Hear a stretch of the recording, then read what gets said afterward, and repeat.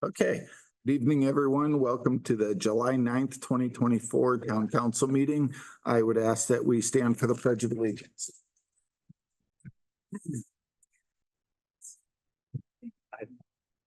I pledge allegiance to the flag of the United States of America and to the republic for which it stands, one nation, under God, indivisible, with liberty and justice for all.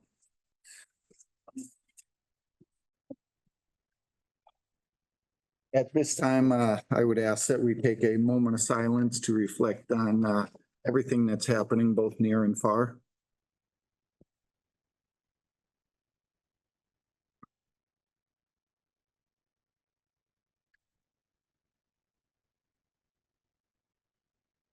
Thank you. I have to announce, in accordance with Mass General Law, this meeting is being audio and video recorded for LCAT, and I would ask if anyone in the audience is recording, please state your name for the record. Okay, seeing none. We're going to move right along. So our first order of business is a reorganization of the town council per Article 2, Section 3 of the charter. Each year, the first meeting in July that the full council is present, we elect a president and vice president.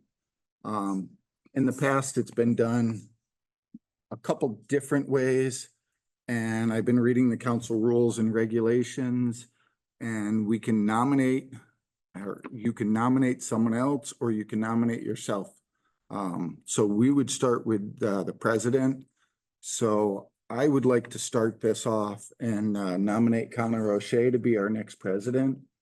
And then I would ask if anyone else has someone that they would like to nominate or nominate themselves for president. Okay. And Connor, I am hoping that you're interested in. Yes, I would accept the nomination. You need a second.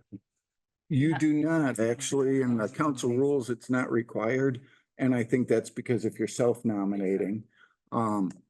So with that, the council rules state that you can either take 3 minutes and express why you want the position, considering there's no one else. What I would suggest is that we're going to do a roll call vote, and what you do is announce the name of the person candidate that you would like as the next president. So with that, I would start with John Torsha.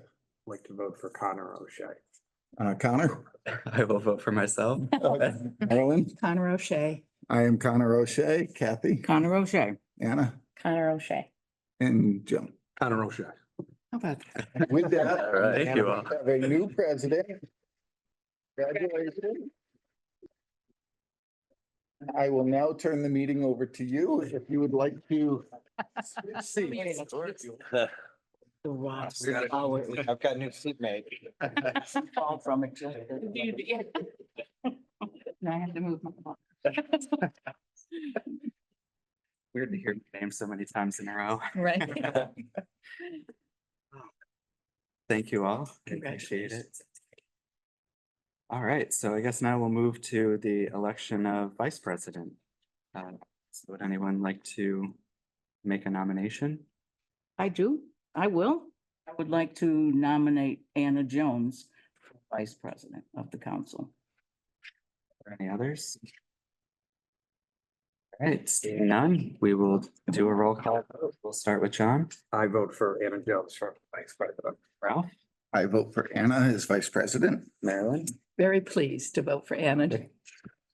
Myself, I vote for Anna Jones. Kathy. I as well. Anna Jones. Anna. Anna Jones. And Jim. Anna Jones. Awesome, congratulations. Thanks.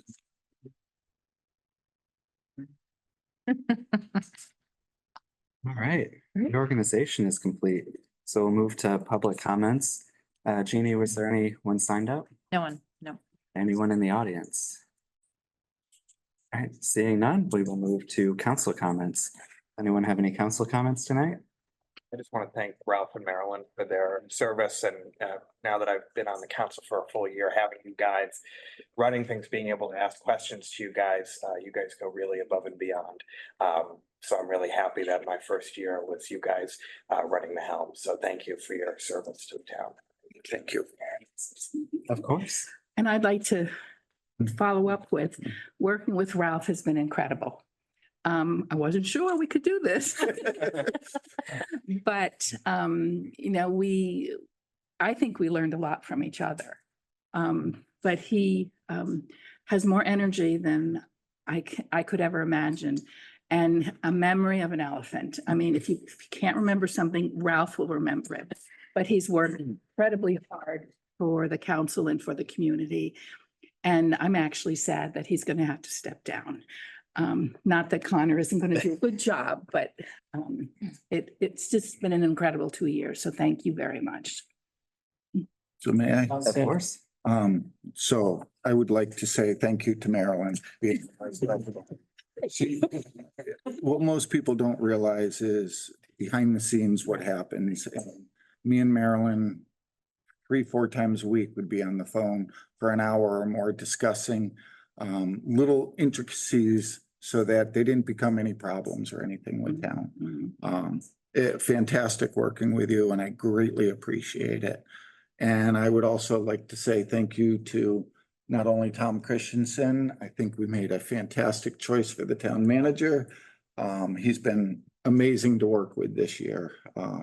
We were able to go back and forth, open-minded. He would listen to some of my suggestions.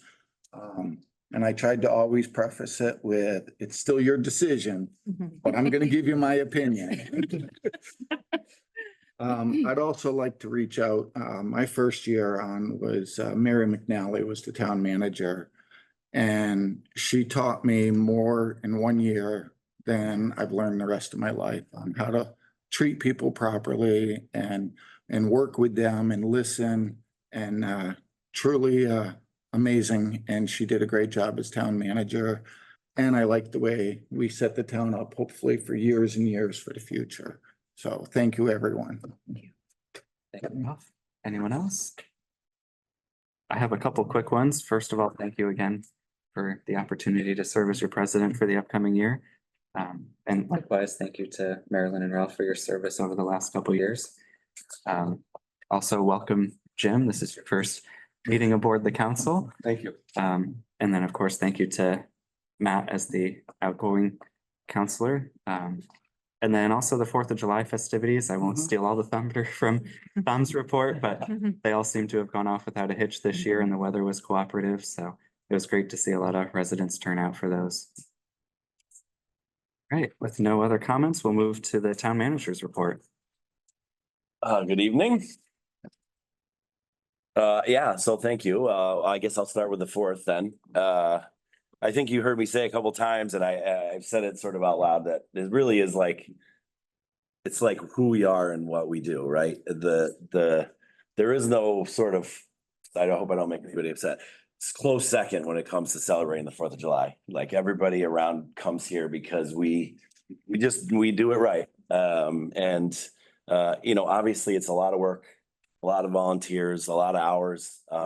So as a resident, I want to thank everybody who had anything to do with anything over the last week and a half, because it really is amazing to see that sort of patriotism and community spirit that we exhibit every year during the 4th. So, and my daughter for walking with me in the parade. That was awesome. She spent most of the time on my shoulders. I was gonna say. Yeah. Walking-ish. Yeah. Well, since everybody else already did, I'll shorten this paragraph where I give Ralph praise. I wanted him to be able to get home and honestly, he's right. We spoke on multiple occasions every single week. Most of the time, you know, just sharing ideas and like you said, open-minded conversation about issues that are facing our community and what's the solution look like? what can we do better? What do we do good? So I just want to say thanks because it was a tough year. I'm not gonna lie. Like there were a lot of things that went on, and without that phone call that I could make at 7:30 in the morning on a Sunday, things would have been a lot tougher. So thank you again. Marilyn, thank you. Thank you for not calling me at 7:30 on a Sunday. Got it. So again, thanks, everybody. I'm really looking forward to Yeah. congratulations, Connor and Anna. We're gonna keep the train rolling, I think. We're heading in a great direction. I think everybody can see it.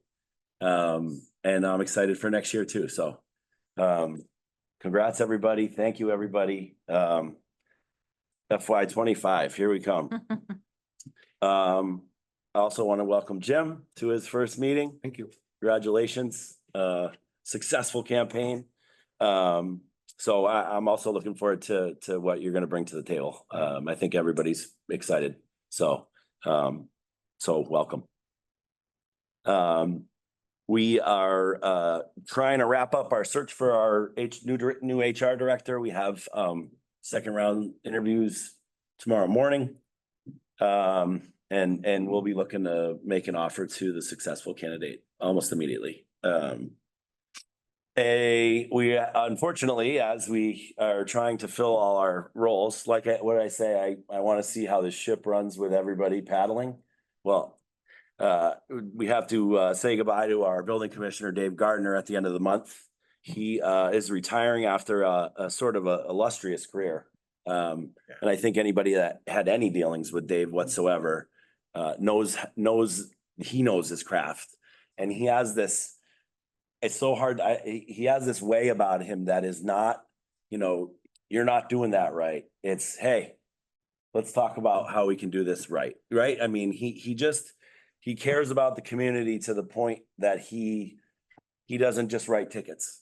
Right. He wants everybody to do things right. And he just has a very gentle sort of demeanor, and it serves him well. We'll miss him. We'll miss him, professionally, but personally too. He really is he's a fun guy to be around. And then I'm sure you noticed, but DP Moraes has begun construction on the sidewalk on Pleasant Street. So beware of construction and delays and what have you out there. We have some upcoming events. The Centertown Steering Committee is going to have an event on the 25th. Not all the details are hashed out yet, but we'll pencil that one in. National Night Out is August 6th, which is always a great night in EL as well. That'll be at the high school for at least one more year. We'll see what happens with the schedule after that. And coffee with the town manager, August 7th, 10:30 here at the COA. And that is the report for tonight. Since it was funny. Jeannie's like, hey, I gotta get it in early. And I was like, oh, my first report after they told me I always get my report in late. Well, Wednesday would have been like 7 days of stuff, which summer was, that 4th of July week is a little. Anyway, that's what I got. That's all I got, unless anybody has any questions. Does anyone have any questions for? Through the chair, Sure. the sidewalk project on Pleasant Street, does that also include like any type of retaining walls and stuff? I believe there are some walls where the grade requires it. For sure. Okay, are they switching sides of the street? Or are they? It's all on the same side because, the sidewalk ends on that side of the street right at Indian Spring. Yes. And so they're picking up right on the other side and going straight down, and there'll be another crosswalk to get across Pleasant. Dangerous section, Yeah, yes. to Maple Shade, and that's gonna have a flashing beacon there. The So only reason I'm asking is one of the residents had contacted me and said that she thought you were switching the sides of the streets, going on the opposite side and then switching back, and how dare they do that and make these kids walk across this dangerous road? And I don't think that's what they're doing, but I never really asked, so. No, and I think we've had sort of this conversation before as you get down, coming around that corner where Birchland and Hanward Hill are. Yeah. I mean, you can't be on that inside corner, really in a vehicle. So yeah, no, it's all on the same side. Thank you. That was gonna be one of my questions too. Were they the same ones doing the clearing, like in the bottom of the hill there by like Porter and Maple Shade? Yeah. Well, DPW did some. Oh, okay. Yeah, I'm sure you've noticed if you live anywhere near a stream or go past a culvert at all. Yeah. They've done a nice job cleaning all that up this year, which has sort of helped with our stormwater drainage across the entire town. New riprap, clearing out, invasive vegetation. So similarly, right down there, that culvert is notorious for getting blocked up. So they did clear a bunch of that like invasive species kind of plantings, and so yeah, that the DPW did that portion. But it looks like they're using it as a nice little laydown yard right now, which is. Yeah. Yes. And the new concrete looks good already. I know. I mean, you remember how fast it went on Parker? I mean, Yeah. Okay. this will be a little different, but yeah, they cruise when they get going. They lay down some concrete. Right. Awesome. Any other questions? All right, thank you, Tom. The communications, correspondence or announcements? I don't have any unless any other one. All right, seeing none. Let's see. Perfect. We are a minute in time for our second reading. So we have a public hearing scheduled at 6:15 for the chapter 500 fee schedule. So this is a public hearing for a required second reading for the proposed bylaw amendment to chapter 500 fee schedule. The council members from my right to left are Jim Layden, Anna Jones, Kathy Hill, myself, Connor O'Shea, Marilyn Richards, Ralph Page, and John Torsha. Would anyone like to volunteer to read the proposed Jean's bylaw gonna read the amendment? notice. Oh, would you read the legal notice, course. for the record, Jeannie? East Long Meadow Town Council will hold a public hearing on July 9, 20 at 6:15 PM in the media room of the Council on Aging located at 328 North Main Street for the purpose of addressing a proposed bylaw amendment of chapter 500 fee schedule and a required second reading. This bylaw amendment will update the fee schedule to reflect rate increases as voted on at the May 28, 2024 budget public hearing for water, sewer, stormwater, and ambulance rates. There are also 2 added fees for the health department: solid waste disposal site assessment review fee, solid waste disposal site permit fee. Public hearing may also be attended via Zoom webinar. Information relating to this bylaw is available for public inspection at the town clerk's office, 60 Center Square. For the council, Gina Quagletti, town clerk of the council. Thank you, Jeannie. Thank you. If you'd like, I'll read the proposal in. Sure, thank you, Ralph. So we're in chapter 500 fee, fine and penalty schedule. We're under 500-5, which is the DPW department fees, fines and penalties. So subsection 500-5G, water, sewer and stormwater rates. The water standard rate will be increased from $4.20 to $4.40 per 100 cubic feet. The water agricultural rate will increase from $3.15 to $3.30 per 100 cubic feet. Sewer rate will increase from $4.10 to $4.74 per 100 cubic feet. And the stormwater rates, there's an across the board in each category, a $15 increase.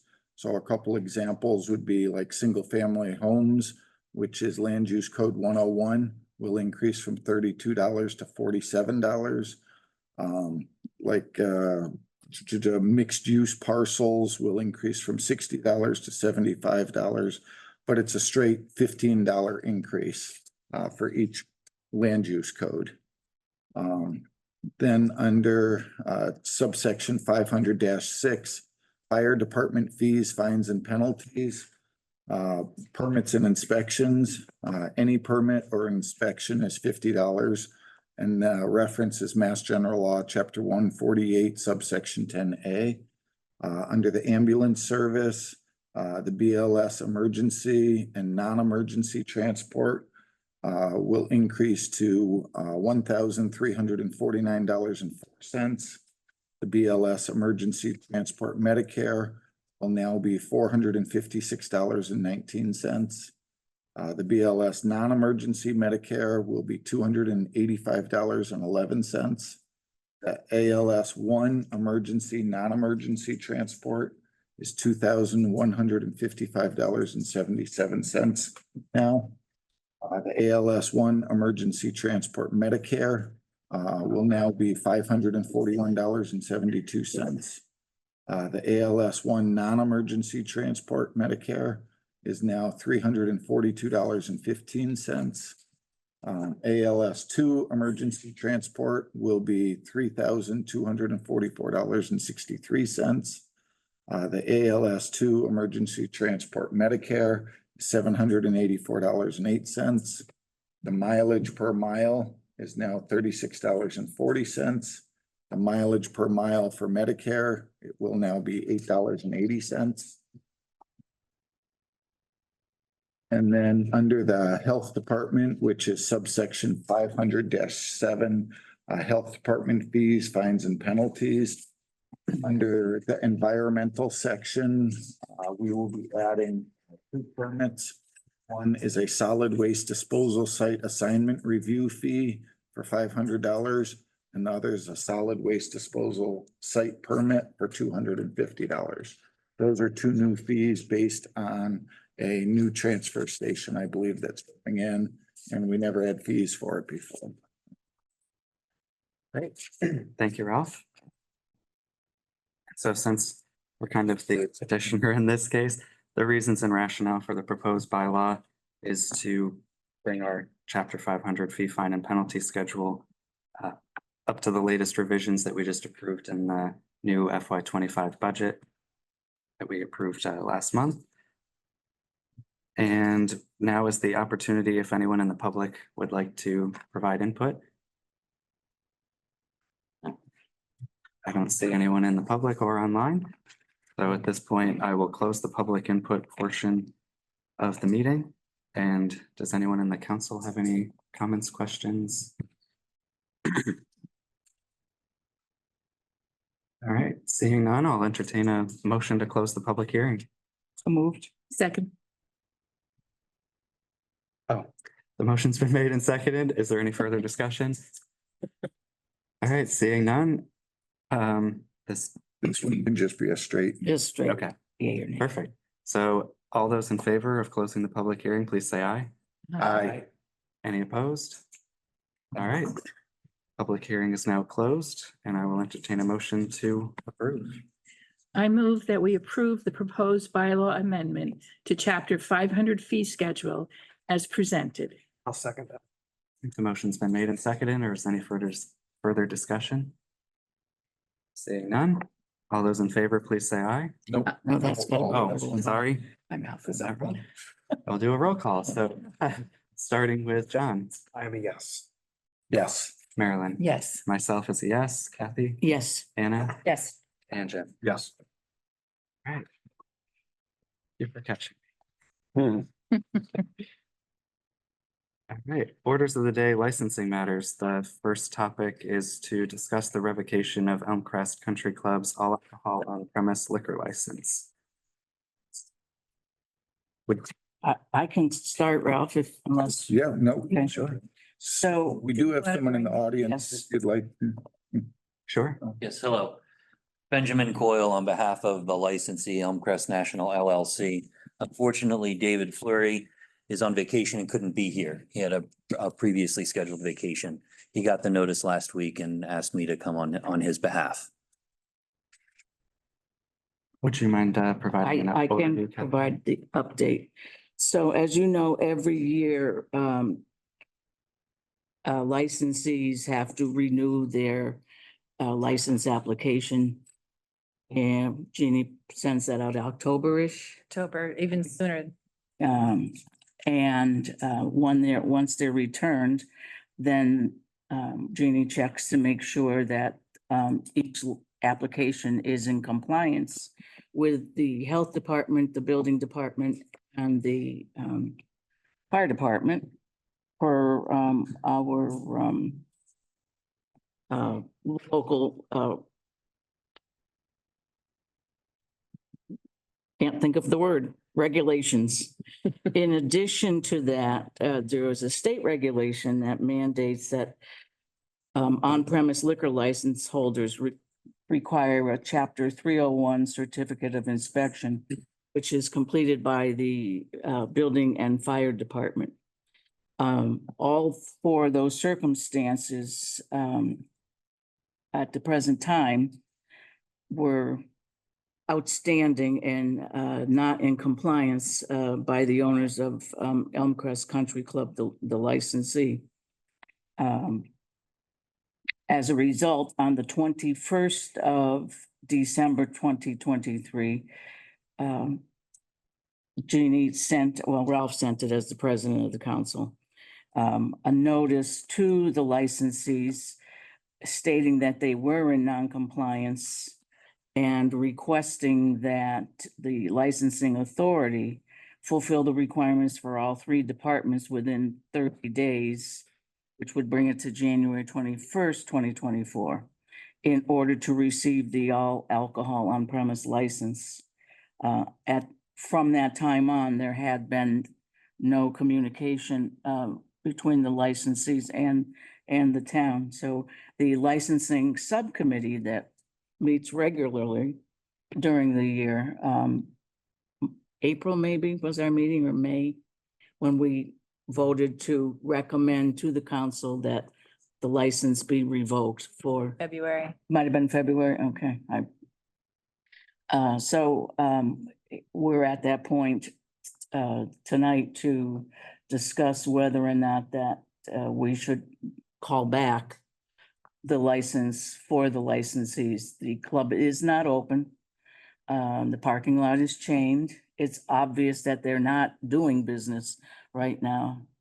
You don't have to be a golfer to see that the property has not been tended to like typically a golf course could. And as I said, the clerk notified the Flurries that we were going to take this action tonight. And so it's my presumption that, Mr. Coyle, you were retained by them to represent them. So that's the focus right now of the status of where we're at.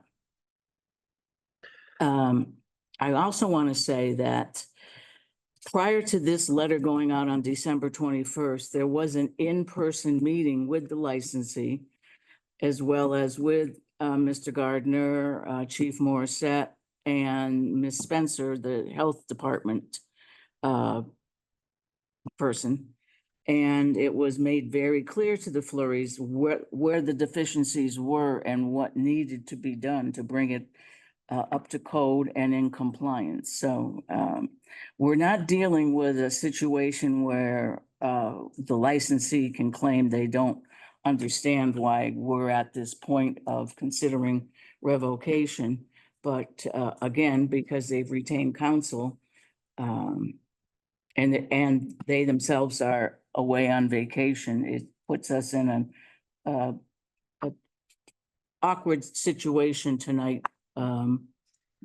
I don't know that I'd be in favor of taking an actual vote this evening until Mr. Coyle has had a chance to meet with his clients and come before us in August.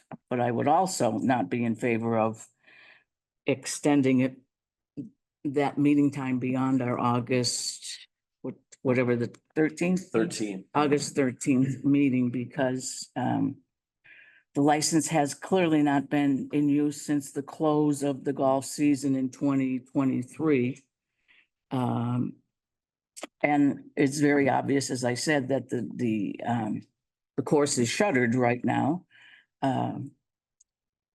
And a license such as that, though is extremely, what's the word I want? Advantageous for a golf course to possess one. At the same time, we are tying up a license that could be given to a different licensee should they come before us. And I want to be clear, that hasn't happened yet, but Right. at the same time, I don't think it's a prudent practice to just let a license just stay in limbo Right. without action being taken or some reasonable explanation on behalf of the licensee as to how they're going to mitigate those outstanding non-compliance and what perhaps their game plan is going forward as a golf course and use of the license. Thank you for the update, Kathy. I think we're. So through the chair, Yes. I was at the meeting. And again, I don't remember, it was over the winter. I know we had snow and It was, I want, it was cold. it was 13th of December, was that Yeah, that's. surprise storm right before Christmas? But I was there and, like I said, it was, admitted that, the golf course isn't up and running. Of course, it was the middle of winter. But since that time, no action's been taken through the boards, through the planning board, for the site plan, or for any of it. And again, I think the revocation is only to open the permit up in case someone else is interested. Obviously, the license isn't in place right now. I don't believe, Jeannie, correct me if I'm wrong, I don't believe we ever cashed a check or anything. Did not, so it's still dated by now. Compliance. Mhm.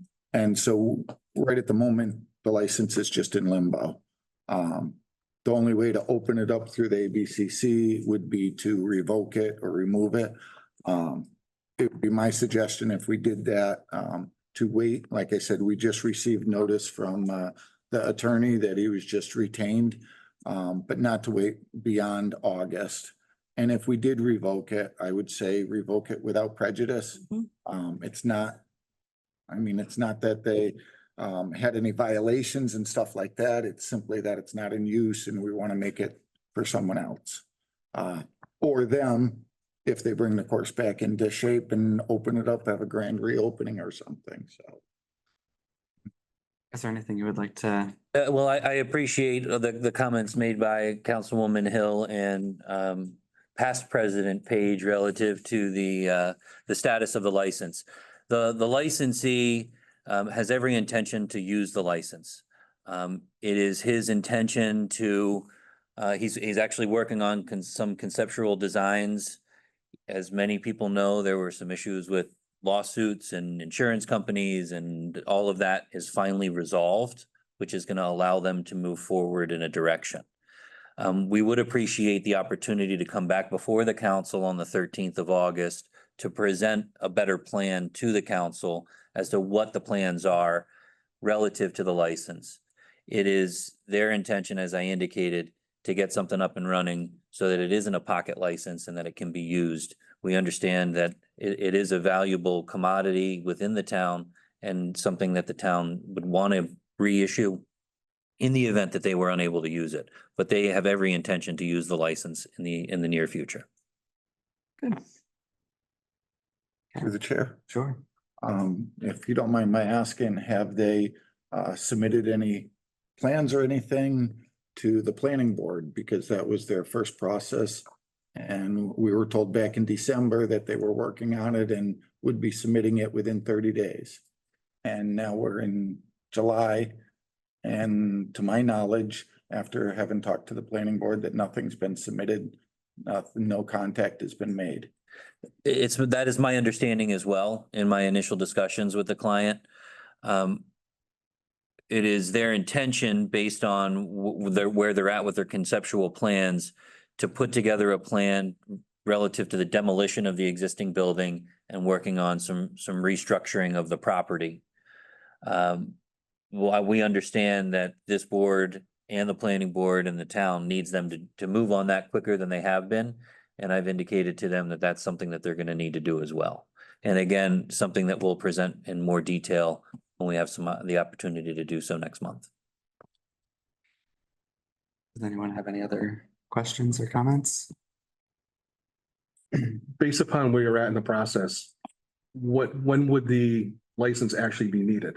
If you're just putting plans together, you're looking, you'd actually need to serve alcohol a year from now, 2 years from now, 3 years from now? I'm not in a position to really give any answer to that question. I'm not sure where they're at with their plans and at this particular time.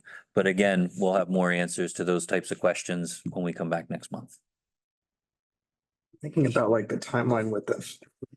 And as somebody who has been on the planning board before, if something hasn't been submitted yet, and then.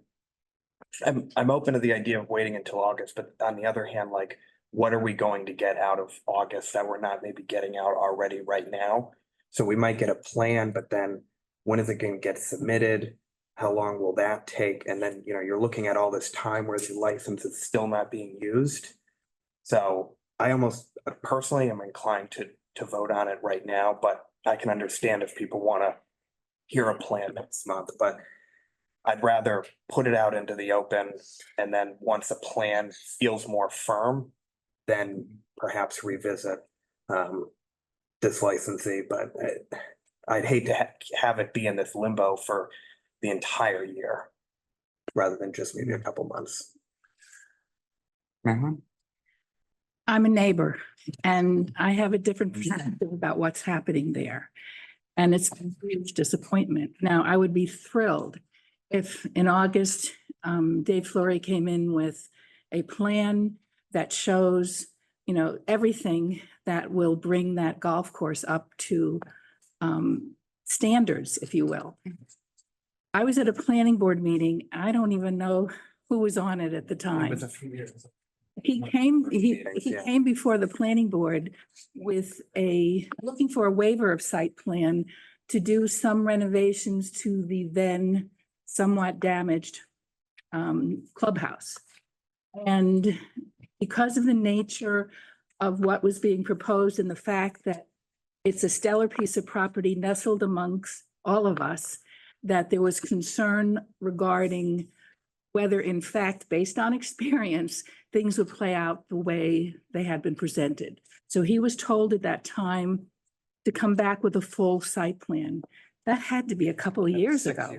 6 years I ago. believe, I'm 99% sure. I mean, Just so I'm sorry, but you know, I have not seen any expression of seriousness. And, you know, my neighbor's a trustee on the Elms condominium, which is where I reside. We've had conversations, informal, if you will, about plans for the property. And everything you're telling us tonight has never come up. So I'm skeptical, and I'm sorry I have to say that, but experience speaks for itself. So. And from a procedural perspective, and I understand that you may want to take a vote on revocation. I don't believe that the appropriate notice in accordance with Massachusetts general law was sent relative to the revocation of this license in order to hold a public hearing as required by the law tonight. I think that could be done for the August meeting. So I don't think any vote that would be taken tonight to revoke the license would be a valid vote because the appropriate notice wasn't given. I have a question. I think the problem I see here is just the fact that the license is in limbo. So if somebody else wanted to come and get a liquor license, is one available to them? Are there none available at the moment? Not sure, Jeannie, do you know? There are none available. Okay, So if the license is revoked, then that one would be available. licensing authority has the power to do that. Yep. It would be dead in the water, that certain number, and then another one would be available. So they could reapply, I suppose, if that happened.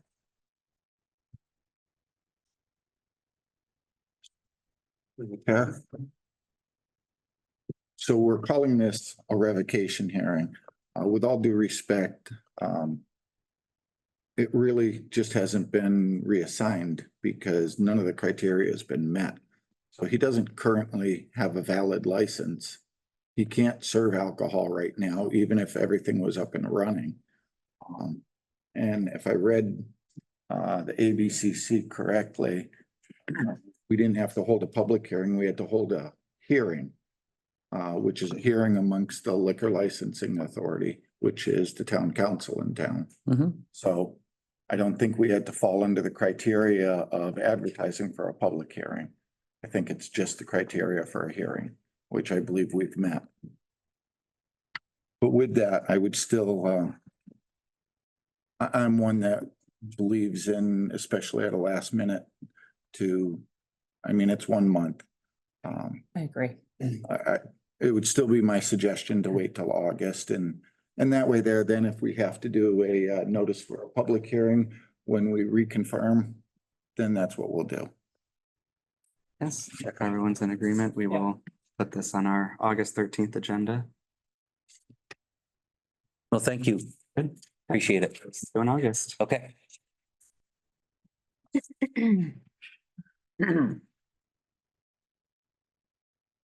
Right, so under 8B financial matters, we have Community Mitigation Fund Grant Acceptance. Would anyone like to make a motion? Mr. Chair. I do have one issue with the acceptance of the grant. And I'd like to just have me ask some guidance from my colleagues. Sure. And it really mainly pertains to the $7,000 for the community planning, which the application states is to assist the establishment of this town centered zoning bylaw citing Mass General Law 40R, which is the concentration of affordable housing. In section 2, which states creating and adopting the enabling bylaws that would allow for a 40R district. My concern is the way that it's written. It sounds like the adoption of 40R is kind of a foregone conclusion. I've heard a lot from residents over the past several months concerning the adoption of 40R in their opposition to it. I personally think it's bad for the town, especially giving up local control the way that it does. I realize this is a planning grant, but given the feedback that I have gotten, I would like to put this piece of the conversation about the town center zoning bylaw to bed and move the conversation forward and not enable any further analysis of 40R. So I'd put forward to the council, if it's at all possible, can we accept the grant with the stipulation of returning this portion of the grant to the gaming commission? Good question. Yeah, I mean, we think that would be, can accept or not accept. I mean, that would be your prerogative for sure.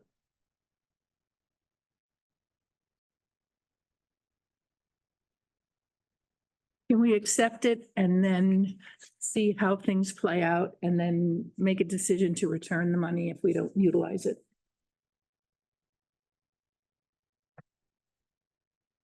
Because we're in the, we're sort of in the early stages. I'm not even sure that 40R is on the table.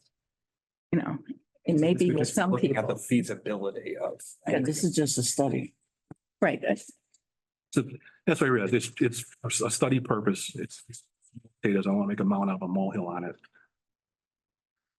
So The feedback that I've gotten pertaining to the any type of credence to the acceptance of it by this council accepting the money. The feedback that I got was resentment. Several months. Rebecca, would you like to add something? Sure. I was the one who wrote this portion of the grant in particular. First of all, I want to say, I think there's a gross misunderstanding about what 40R is. It's really focused on mixed use development. And I think that that's been a priority identified by this town according to the master plan and previous efforts of creating a mixed use village that went unrealized in years past. So I just want to really clarify for anyone in the public that 40R is really focused on creating mixed use development so we can move forward on residential community development alongside of economic development. That being said, I'll also add that the $17,000 that I put into this grant for a GIS land assessment is to do a parcel inventory and site readiness assessment. So this is to identify vacant parcels or underutilized parcels in what could be potentially a center town district.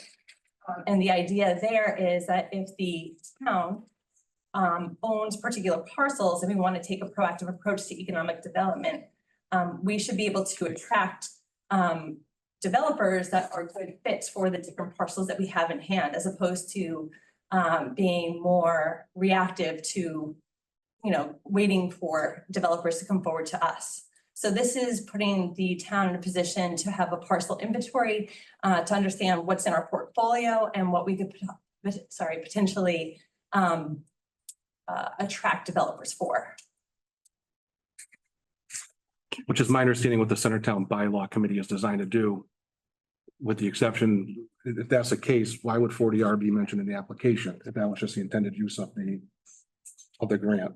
It would be a limited area, and so if we created a 40R district, the parcel inventory would be limited to that particular district. The bylaw committee is focused on developing a bylaw, not a site readiness plan. So this is giving, again, the town more control and ability to understand which lots are available, which lots we own, and which lots we could move for development rapidly, as opposed to, again, waiting for developers to come to us. So my concern would be, I think we can do all that without giving credence by this council to the adoption of 40R by including it in the grant application, us accepting the funds to do so. So that's kind of my I personal issue with it. Yep. I see the intention of the money, it's there, but also the reference to 40R, as I said, especially in the second part, as it's written, it kind of gives a perception to the gaming commission that it was already like a foregone conclusion. Which, to my knowledge, to have that included in the bylaw really is a matter for the town council. So it's not going to be included in a bylaw. This is about money for parcel and site readiness plan. Bylaw. So I would say, if there's no 40R district, then the money that we are accepting is null and void and we don't spend it. The way that this grant works is that we make an application for funds. We are reimbursed for the dollars that we spend. And so if we don't ever create a 40R district and don't ever create this site readiness inventory, then we would have not utilized those funds.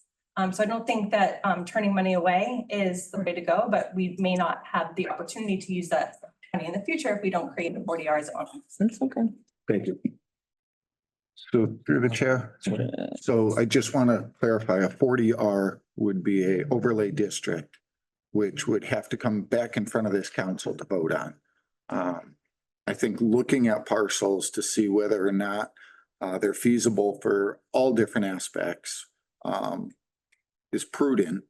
I personally am against a 40R overlay district. I think we can create a Centertown district, remove certain things without having to do an overlay over it. But again, that's my own personal feelings. I've heard the same as you. But there's key aspects within 40R that are pretty intriguing and to look at. I mean, we know we need affordable housing for our elders. We have a 55 and older community that is just booming. There's many people that want to downsize that would actually benefit from something. So I think keeping our eyes open and assessing it, knowing the fact that it still has to come back to this board to take a vote on whether or not we want to do it. I think it would make sense accepting the grant as written. I completely agree with everything you said, especially in respects to senior living and affordability in the town. I think there's some vehicles in which we can get that done. My main concern is, based upon what I hear, is giving my voice and my credence to the debate and accepting that form of money without at least airing that concern and voicing that opinion, to the general public. Because I said it was overwhelming, the feedback that I that I got back, and kind of enabling that the furtherance of that conversation just did not sit well with me. So, Marilyn. As a reminder, the town adopted a mixed-use village district bylaw a few years ago. And within that process, there was a loud call for some affordable units for people who want to stay in our community. And so that bylaw was crafted with 10% of the housing stock would be affordable. And there were conditions that were created with that process, that there would be, in terms of integrating someone in an affordable unit, and you might be in a luxury unit, and John might be in an apartment, that the integration would not reference any difference in what you were seeing in terms of the quality of the product that people were buying or moving into. But there was clearly a cry for some affordability. We have families that are in town who have adult children who can't live here because they can't afford East Long Meadow prices, and our land is expensive. So I guess I just want to plant the seed that affordability, and I'm on the Brownstone Garden Board, so I know about our affordable units. And I know that the affordability dollar, or the amount that's required, is based on East Long Meadow's median income. So, we have people in this community, all walks of life, but we have some very, very fortunate, wealthy folks that bring that particular scale up. So what's affordable here is not Springfield. It's not Wilbraham. It's not, Long Meadow might be different because of the caliber of the folks that reside there. But affordability in East Long Meadow is not Section 8 housing.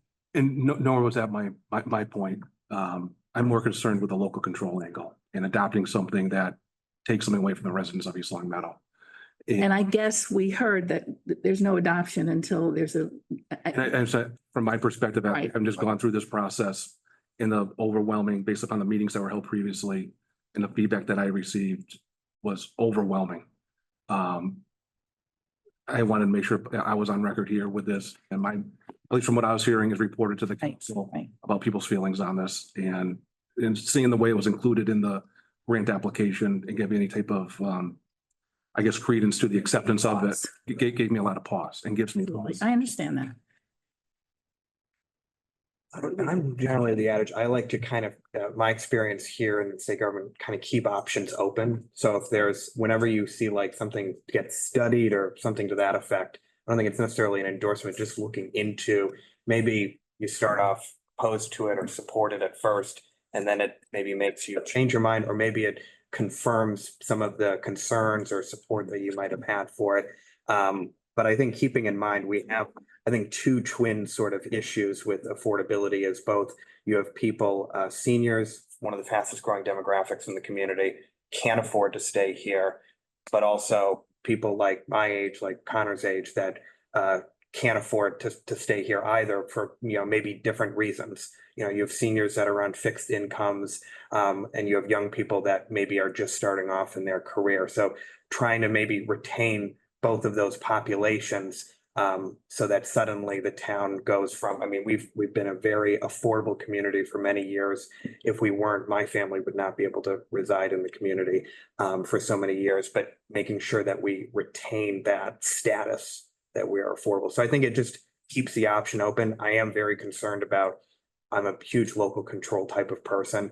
And I think, we're seeing things in the state right now that we have to, stay close to it and keep a watchful eye so that, suddenly things aren't just changing significantly, so that planning and making that careful approach to housing or to economic development is really important, not just doing something immediately. So I think, but I definitely hear what you're saying, because I think we probably have all heard it at this table more than once. So. Noted. Through the chair. Sure. Ralph. So I'm gonna jump away from the 40R discussion and just say, I think this grant is absolutely amazing. I'm going through the transportation, the flashing beacons, sidewalk design, ADA compliance van, different radar signs, traffic mitigation. It's a very impressive grant. It was very nicely put together. And again, I did have concern on the 40R. It's such a small part to look at. I think the grant as a whole was fantastically done, and I'd just like to say, thank you to Rebecca for doing it. I mean, it's not often that $290,000 comes in front of you for a grant and, unless you're the fire chief and, but thank you.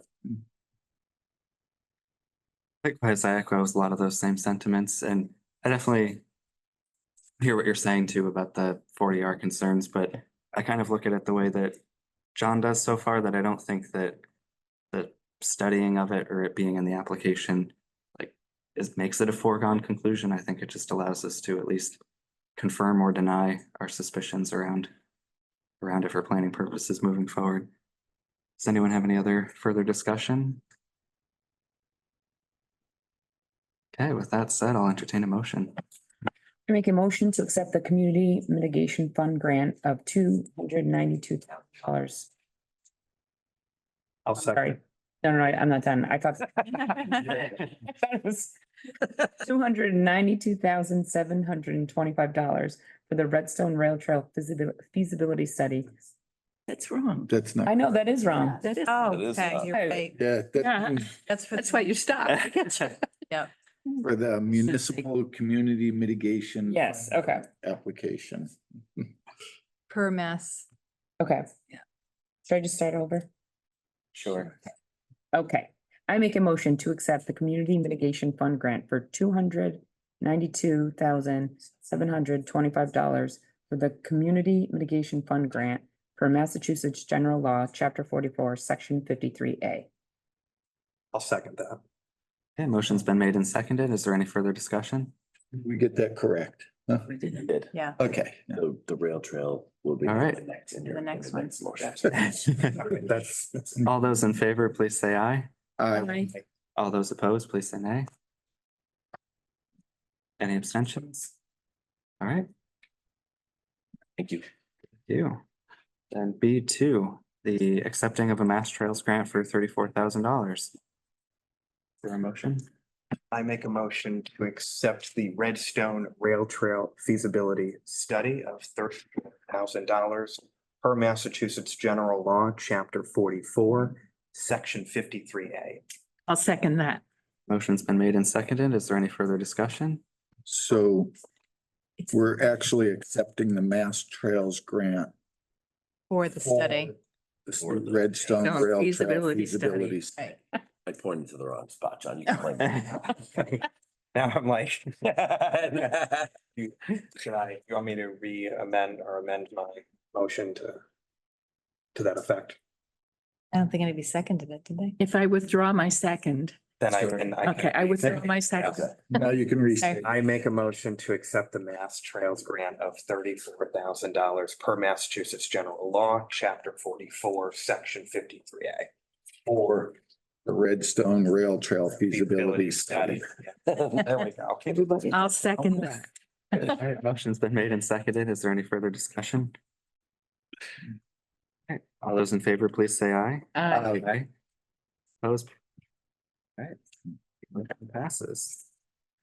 And financial matters, number 3, approving the FY24 year-end transfers totaling $141,362.83. Is there So I will make a motion to approve the fiscal year 2024 year-end transfers totaling. Actually, the total on mine is different, $141,362.83. okay, is there a second? Is that me? Yes. Oh, it's me. I absolutely second. All right, motion's been made and seconded. Is there any further discussion?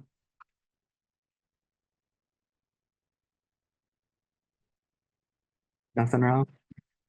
You know what, I mean, what it really comes down to is our winter, which our snow and ice is allowed to run in the red. Mhm. So we pretty much do this every year. And a couple of extra items is the property insurance and the unemployment insurance. I don't see an issue with any of it. And thank you for the backup documentation. Nothing worse. Forgot the only one that. Curious, what is this advertising? That like, we just had too many advertisements. Okay. Parking ban. Okay, that makes sense. Yeah. One question for you, Tom, on the gasoline. Uh-huh. $13,000 makes sense with how crazy the prices have fluctuated. Did we take like that sort of increase into account in the budget that we just approved for next year? So we sort of skim over snow and ice because we can run in the red and there's really no reason to budget for more and then. And then give it back. Yeah. I didn't realize that was under the snow and ice header. I didn't read that. Thank you. Yeah, most of it was snow and ice. There was a few things in the property insurance and liability and there's, again, like we talked about in financial oversight, it's hard to budget for things that might happen. Right. Because you're taxing everybody all year for something that, we kind of keep it where we think it's gonna land and this, as far as next year goes, because we, I guess I didn't make that announcement, also I'll make it now. We have a new carrier for property and casualty insurance this year, which saved us about $40,000 from what we budgeted, so. Oh, wow. Hope, We can spend it. we, so anyway, yeah, we brought on, we had to get a policy for 70 Maple. Just things like that, and then claims and you don't know what we're gonna, who's in accidents or things like that. So it just, and of course, the unemployment, I talked to Mario today. There was $10,000 in that account and we haven't received a bill all year over 8. And so she didn't encumber, she said, oh, we're good. And then sure enough, we get the bill and it's $12,000. So, I don't know. And the last 2 invoices were $0 each for month. So, that was a weird one that, sorry about the last minute adjustment, but, that was the 11th hour explanation of that. Makes sense. Any further discussion? Hearing none. All those in favor, please say aye. Aye. Any opposed? Okay, motion- Thank you. Thank you. Then we have, 15th deadline. and then we have our FY24 year-end summary report. Supporting detail. Yes. Oh, yes. Is there any particular comments you'd like to make, Tom? No, I mean, I guess the big one and sort of contributes to what looks like a Yeah. big number. Right. We're not gonna talk about free cash yet until it's certified. Don't make me do it, Ralph. It's health insurance. The health insurance and the over budgeting of that account, which we talked about at the beginning of fiscal 24, and we brought that number back down so that we're not, again, we just talk about overtaxing the community for the entire year and yes, the money will come back and into our bank account. However, moving forward, we will not be overestimating that account by that much anymore. So, although, in addition to that, I think it's sort of a testament to your department heads who really do a really good job of keeping an eye on their budgets, and making sure, that they're not overspending in any way. And most of them will call when the quarterly comes out and that number's at, 31% instead of 25, we'll have the conversation and, oh, well, this happened or that happened, or we paid this whole bill or whatever. So, we good on everyone for sort of being fiscally responsible with their budgets. So. Great. I don't know if there was any questions. I mean, Ralph go ahead. I know Ralph does. Chair. Well, no, I'm just going through and there's just a couple. I mean, the salary, the turnbacks, I'm assuming, like the public library, they probably were an employee short. They expected to have an At extra least- one. At least Yeah. one. So that didn't really jump out at me, but the health department, the non-salary item turned back a 41,972 when we only budgeted 68,000. It seems like a huge turn back. Was there something did they receive a grant or something and that covered the non-salary items? You know what? I don't know. I mean, I'm not. No. I'm not saying that's horrible, getting. Grant that covered the non-salary items and So Liz probably got some sort of, Recycling. yeah, recycling grant. Actually, did we, now that you just said that, I think we accepted that earlier in the year. Okay. Let me double check. Fantastic, like I said, we're No, only right. using 30% of your budget, but it makes you start wondering, well, Why did did we we budget that? over budget Yeah. or was it just that, you know, they stepped up and were able to receive the extra money for it, so. I think Rebecca's right, but I will double check for you for sure. Thank you. Yep. Thank you, Ralph. I would echo that same concern with the highway department. Mhm. And building facilities. One's at 180,000 coming back and the other one at almost 184. Is that unusual turnbacks? Yes, and believe it or not, it was because of lack of employees. There was nobody there to do anything or spend the money to build anything. Okay. Yeah, right. The So, one's connected to the. yes. Okay. And the same with police department, 129,000. Is that, I'm sorry, Cal, is that salary or not? 112 is salary. Yeah, so We short an office. we were short an officer for sure. Well, there's the salary right there. Well, right, and who do we hired Nick Addison, Yeah. yeah, Awesome. and like, Later in the year, yeah. no, later in the year, yeah, we did, yeah, and the other officer is still in the academy, so yeah. Okay. Yeah. Great. Any other comments?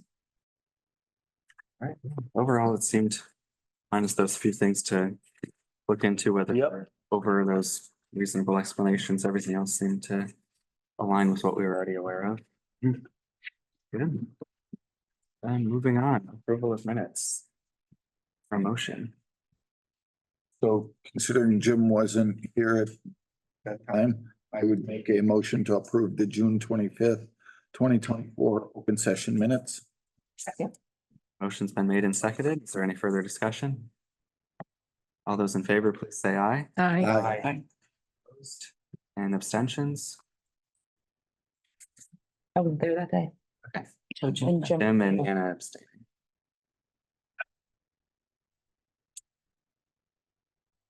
All right, moving along, we don't have any old business. New business, we have a discussion of a proposed bylaw amendment to section 450-10.11. Area dimensional and density requirements of Article 10 ground mounted photovoltaic installation.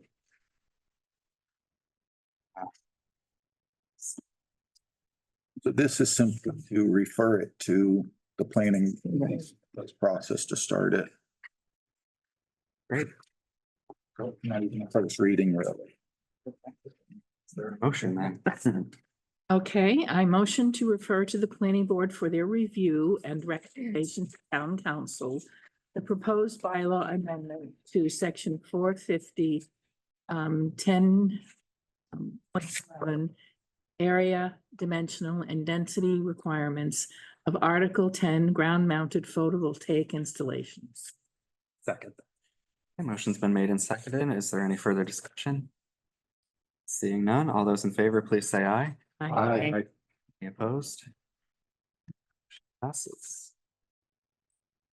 Our next item is the town council reviewing and affirming our council rules. And then after doing so, referring our signature on the paper to the town clerk, Rule 15 of the council rules. So is there any discussion around the council rules? No questions? I have one. I'm just, and where I wrote my notes. Under Rule 11, committee parameters and guidelines. What page is that? That's page 9. If you go into the middle of that whole text where it says standing committees shall elect a chairperson unless previously appointed. And then it speaks about the Financial Oversight Committee. And the Planning Matters Committee. And then the next division is ad hoc committees shall follow the same procedure. The Licensing Matters Ad hoc Committee, the General Bylaws Ad hoc Committee, and the Town Manager Performance Evaluation Ad hoc Committee. I would like to propose that those three ad hoc committees be changed to standing committees because they're used all the time. Clearly for the manager, the annual performance is used once, but we would do, oral formative evaluations throughout the year, or feedback rather. But the General Bylaws Committee and the Licensing Committee meet frequently throughout the year. So rather keeping them as ad hoc, which suggests for one finite purpose, and then the committee goes away, I would like to suggest that at the present time, we don't have any ad hoc committees. I personally leave the language there that they should follow all procedural actions. But I would recommend we move those three into standing committees. That's a good idea. I would definitely agree with that because they are pretty much standing committees anyways. Yeah. We've definitely met multiple times over the last year on each of those. I agree. So Kathy, if that was a motion, I'll second it. You want me to make a motion? Sure. I'm wondering if I have the old probably one. do. Yeah, We do. yeah, Oh, you have communications in there too? Yes, Yeah, that's the old that's the one. old Got rid of one. that last year. I move, I know that you did, but I was on the wrong one. I move that the Licensing Matters Committee, the General Bylaw Committee, and the Town Manager Performance Evaluation Committee be moved under standing committees in the Town Council rules. Second. Okay, motion's been made and seconded. Is there any further discussion? I have a question. Oh, sure. So just to confirm, you want that sentence, ad hoc committee shall follow all procedural actions. Is that of standing committees? Just leave that? There's nothing. That Just leave it in case we have some down the road. we have some. Okay. Occasionally we do. Yes. All right, all those in favor, please say aye. I. Any opposed? All right. Is there any other discussion on the council rules?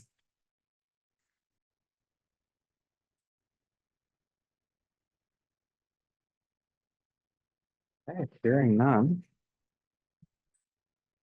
We'll move to the town manager evaluation and compensation. Let's see. Previously, Tom had submitted in June his self-evaluation.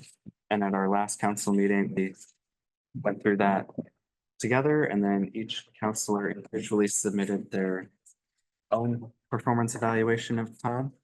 And then Ralph, being president at the time, had asked Kathy, myself, as well as Ralph to meet as that performance evaluation ad hoc committee, now to be the full standing. And we had met, let me look at my notes, back on Friday, June 28th. And so we were tasked with going through the evaluations that all 7 counselors together and filing them into one that we could present to Tom. So out of that, we went through, there was a rubric that we had put together and all scored against that had 10 different categories. And each of us scored 1 through 10 in each of those categories. It was sort of open to interpretation based on how each individual counselor chose to spend 1 to 10, but most seem to follow that generally meeting the performance standard was 5 out of 10, and anything above that was generally exceeding or always exceeding that standard, whereas anything less than 5 was not always meeting it or frequently failing to meet it. So in this instance, when you add up all 100 points, really 50 out of 100 or more was generally considered to be meeting the standard. So if it's less than an A plus. It doesn't sound bad numbers wise. That said, we went through and we averaged the score out of each of the 10 categories, and we came up with a 78 out of 100, if I did my math correctly. Um, Therefore, it seemed like all the counselors were pretty much in unanimous agreement that Tom had generally exceeded the performance standard overall. We also went through, there was an additional comments section that counselors could provide written feedback for anything that they saw fit. And we reviewed each of those. They all seemed to be pretty much in alignment, which was a good thing. There weren't any surprises that anyone saw something wildly different than the rest of the council. And none of the feedback was anything that we hadn't already addressed in the previous public meeting or that Tom didn't even identify in his own self-eval. So it seems like we're all in. I got a lot of Amen. time management jokes the next day. So overall, it seems like evaluation wise, things were excellent and headed in the right direction, and we have good feedback for the year moving forward. Then our second task was evaluating the compensation aspect. So that was evaluating, what potential raise, if any, that the council would offer the town manager for the upcoming year. Based on the contract that we had signed with Tom in the 2-year contract, that if the council felt that his performance evaluation was satisfactory and met our expectations, that he would be awarded $5,000. But of course, it's up to the council to make that final determination. If we all agreed that it was satisfactory, the subcommittee did recommend to offer $6,000 instead of $5,000. But of course, that's the full council's opportunity to take that recommendation and do as it pleases. So with that, I'll open the floor to any questions, comments. So if you mind, Sure, Ralph. I would be happy to start. I thought the performance evaluation was exceptional. I would make a recommendation that going forwards, we add numbers to each of the 5 categories, and that way everyone's on the same wavelength, maybe do it, by 2 steps, 1 to 2, 3 to 4, 5, like that. So that way there, someone doesn't get confused with standard. But I will take blame for that. As far as compensation, I was part of the committee that helped negotiate the contract. I know when we were looking for a town manager, there was many people that thought we should start the process at considerably higher than what we even did. And again, being a part of this subcommittee, I looked at it and I thought the 6,000 was a good starting point. I have thought more about it though, based on what I've seen everyone else, and it would be my suggestion that we offer 7,000 instead of 6. Based on, I mean, 1 category out of the 10 was in the 6s, everything else was 7 and higher. And I think he's doing a great job, and I think going forwards, we need to find a way to get his salary to the point where some people's starting salaries are. So that would be my suggestion. I would echo all of what Ralph said. For feedback. Just out of curiosity, what, like a percentage increase? So how much of a percentage increase that would be? If we had went with 6,000, it would be 4.4%, but offhand, I don't know what 7,000 would be, something Well, slightly more than that. About 4.8, 4.85.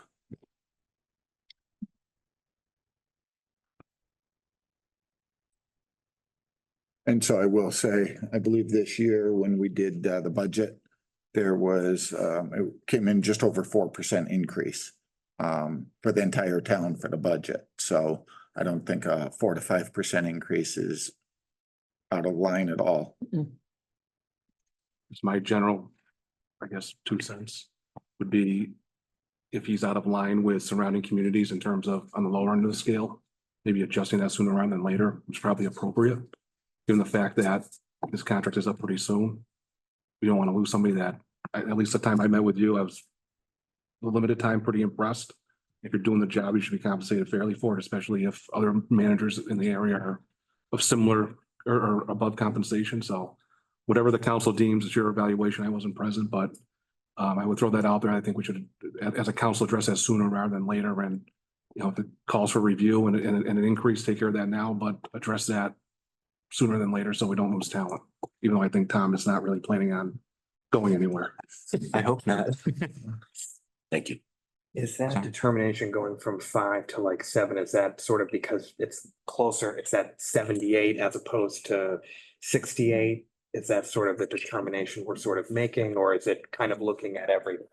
So through the chair. Sure. So when we negotiated the contract, we knew we were on the low side. And so we put into the contract that with any type of a satisfactory, which would be a 5 or better, basically, he would receive a minimum $5,000 and then the council could decide going forwards. And like I said, as far as that goes, I believe in 6 months, we have to start negotiating because it's 6 months before the end of his contract that we have to negotiate. So he's no sooner going to start getting his pay increase and we're going to be negotiating the next contract. Okay. One additional point, I think that's a good idea. Probably one of the next orders in the future meetings to come that I'd like to see, and I think at the subcommittee, we had sort of brought this up a little bit as an idea when we were talking about the compensation, is evaluating the overall compensation aspects and comparing to surrounding communities and such. And we can expand that beyond the town manager's scope as well, just to kind of do a full review to make sure we're in line and retaining the good talent that we have. So with that said, would anyone like to make a motion? I would like to make a motion that we increase the compensation town manager for fiscal year 25 by $7,000. Second. Motion's been made and seconded. Is there any further discussion? All right, hearing none, all those in favor, please say aye. Aye. Any opposed? All right, the motion passes. Thank you. Thank you, Tom. Don't worry, your goals are coming up now. I saw the order you did that in. Now that we have finished reviewing 24 and Tom's first year as town manager, now it's time to look forward into the future. Next upcoming year of fiscal year 25. So each of us hopefully have looked at what town manager goals we'd like to see for the upcoming year. I don't think anything had been formally collated yet, so we can discuss them. Now, we don't have to decide on that. Now at this meeting, we could take that as an action item for next meeting, but we can at least toss out some ideas. And of course, if you think between this meeting and next, you can send them my way and we can get them all put together on a list, and then we'll narrow it down to a much smaller set that we can take action on. Would anyone like to kick it off? So through the chair, Sure. I know in the past we've done, each counselor has sent three goals to the council president. And then I believe we had a small subcommittee that got together to condense and analyze them. And then I believe the subcommittee met with the town manager to discuss all the different ones, because some are possible and some aren't even possible, and some are his job. And I think that was what Mary had set forth when she was here, is some of her goals weren't really goals. They were her job standards and she needed to meet them no matter what. But it would be my suggestion. I've looked at a few different goals and tossed different things around, and I keep coming back to beautification of the town, but to have us send in to you, and then if you wanted to appoint a committee to help you go through them, that would. Sure, that's a good idea. Does everyone else Mhm. feel that's appropriate? All right, You have 3 days to do it. Yeah. I'll work out the old mess. You guys give me a new one. Yeah, and certainly if you have more than three, you can send them, but just put three prioritized as your top picks. Be fine. Yeah. Great. Any other discussion on goals before we move on? So our action items, we will take up the revocation discussion at our next meeting, and our next meeting is August 13th at 6 p.m., same place. Again, we'll maybe have some discussion again about goals at that point. And I have nothing else, so if there's no other items. So under action items, can we ask for an update at a future meeting? It doesn't have to be the next. To have an executive session, just discuss any litigation that still may be facing the town. Mhm. Sure. Good memory. There it is. Maybe this is not necessarily for August, but maybe at some point in the fall with the legislative session coming to an end and hopefully a budget coming out soon. Maybe having some type of legislative update perhaps, or inviting the opportunity to do it. I'm not sure if they're gonna wanna come. I've been saving all year for this. It came in the early spring, then it kind of turned into like fall. Not sure why, but Yeah, I felt like last time they were here was like September. yeah, but before that it was like Marchish. Right before the election. Yeah. I think it was like the week before the Yeah. election or something. Yeah. Yeah, I think it was. Those are definitely both good ideas. Any other Hey, action man, items? State House, you know what I mean? Seeing none, is there a motion to adjourn? I make a motion to adjourn. Second, I'll second it. motion's been made and seconded. Is there any further discussion? Those in favor, please say aye. Aye. Any opposed? We are adjourned. 7:26.